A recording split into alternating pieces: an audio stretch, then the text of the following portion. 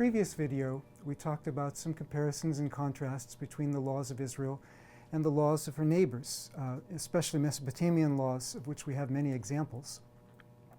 But how do we understand and apply God's law today, especially keeping in mind that God originally gave these laws to an ancient Near Eastern people addressing a different kind of legal milieu, an agrarian society living in a land that was specified as a holy land, and so on. How do we take these things into account? One thing we need to take into account is that civil laws are always concessions to human sinfulness. In no society do civil laws represent the ideal of virtue. They don't cover everything that we consider virtuous. They're simply a minimum standard to enable society to work together. So we have to be careful when we extrapolate ethics from law. Sometimes ethics demand something higher than what Israel's laws did. God's morality is higher than the law. That's why Israel's civil law said, "You shall not kill or commit adultery." Jesus in the Sermon on the Mount says, "You shall not want to kill. You shall not want to commit adultery." Well, you couldn't have an enforceable civil law against wanting to do those things. But ultimately, ethics goes beyond them. So if we ignore the genre of what laws were meant to do, we'll misunderstand God's character and God's intention. Some of the laws were concessions. Jesus says that. He says, Moses allowed divorce because of the hardness of your heart. Now, Jesus allows certain kinds of exceptions, but Moses' law allowed a lot more latitude, at least for the man. And Jesus said, from the beginning, God's intention was more than that. We'll return to that. But laws are sometimes less than God's ideal. For instance, we have laws about indentured servants. Servants in the Old Testament. Israelite servants were indentured servants. They were supposed to be set free later on. But even so, and they were even supposed to be given property, but even so, for the 7 years that they were indentured servants, if a person was beaten, if a person even died, it said, well, the person is their property. And if they actually died, there would be punishment. The sexual abuse of slaves was punished, but not as much as if she were free. Obviously, these things don't come up to the ideal standards of ethics that we have articulated by Jesus and Paul and others. Other concessions, polygamy, that is, a man marrying multiple wives. It never worked out well in the Old Testament, but the law actually regulated it rather than prohibited it. It didn't say, go ahead and do this, but it regulated it, saying, well, you can't marry sisters. That didn't work out well with Jacob marrying Rachel and Leah. Kings shouldn't multiply wives like Solomon later did. Another sin tolerated in the Old Testament was divorce. How do we know it wasn't God's ideal? Well, Jesus said God tolerated it simply because people's hearts were hard. The ideal from the beginning is shown in the creation story. One husband and one wife become one flesh. Any breaking of that is less than God's ideal. Now, we understand that there are exceptional kinds of circumstances, but it's not God's ideal. He doesn't want that to be the norm. Maybe also holy war would fit into this category.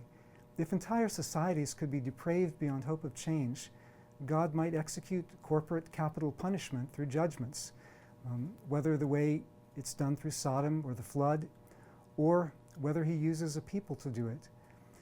Whether we like it or not, and chances are we don't, we can't believe in a sovereign God and still deny judgment. All human life stands under the sentence of death, and he could do it through Israel as well as through some other way. Canaan had eventually become corrupt, and Genesis 15:16 said you can't do it until Canaan is that corrupt. But there were serious limitations on this. First of all, it was only in the land, it was only in that period, it was only under God's direct orders.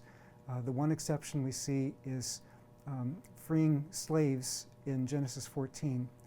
It was a culturally understood practice of devoting people and things to gods. Also, the Canaanites would and did entice Israel to sin. There's some evidence for cultic prostitution. We also have considerable evidence from a Phoenician colony in Carthage where there were thousands of urns with cremated babies. Periodic revolts of Canaan against Egypt shows that only total war would ultimately subdue the Canaanites, and Israel didn't subdue them, and they did lead Israel to sin and judgment as well. Okay, we can say all those things, but even once we say all those things, it was never God's ideal. Jesus tells us God's ideal. You've heard that it was said, love your neighbor and hate your enemy. But I tell you, love your enemies and pray for those who persecute you, that you may be children of your Father in heaven. And he demonstrated it by how he loved us when we were his enemies. God demonstrates his own love for us while we were still sinners. Christ died for us, Romans 5:8.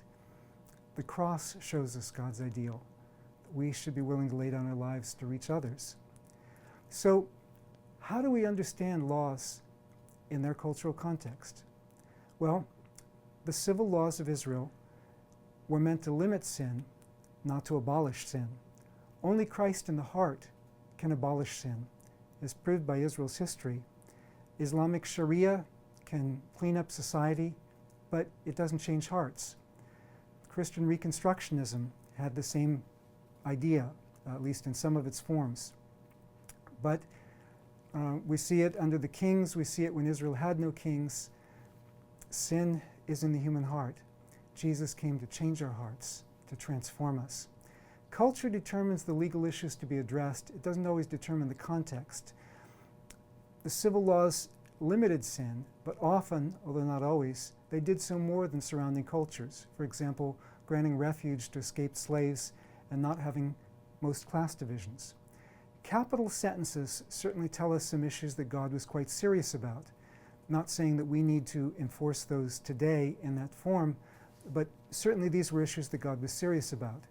You have a death sentence for murder, for sorcery, for idolatry, for blasphemy, adultery, premarital sex, any kind of sex outside of marriage between a husband and wife, drunken rebellion against parents, kidnapping, which was used for slave trading.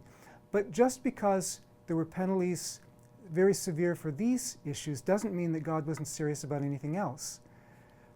Among the civil and ritual laws are some moral absolutes, even as stated. The Ten Commandments, for example, various other principles based on God's character or things that God had taught them. Be kind to foreigners in the land, for you yourselves were foreigners in Egypt. Love your neighbor as yourself, Leviticus 19:18, that Jesus often cites. Ethical principles behind the mere limitations of sin. Are God seeking to inculcate character in us? Don't muzzle the threshing ox. Don't take a mother bird with your young. Give Sabbath rest to your animals. There is a degree of continuity and discontinuity between what people call the Testaments. Now, the Old Testament and the New Testament, those are not terms that actually appear in what we call the Old and New Testament for those parts of the Bible. What we call the Old Covenant appears in what we call the Old Testament, and the New Covenant is fulfilled in what we call the New Testament, but the narrative and so on itself is not a covenant per se. But I'm going to use those terms because that's the terms that we have. So in the next lesson, I'm going to go into this in somewhat more detail.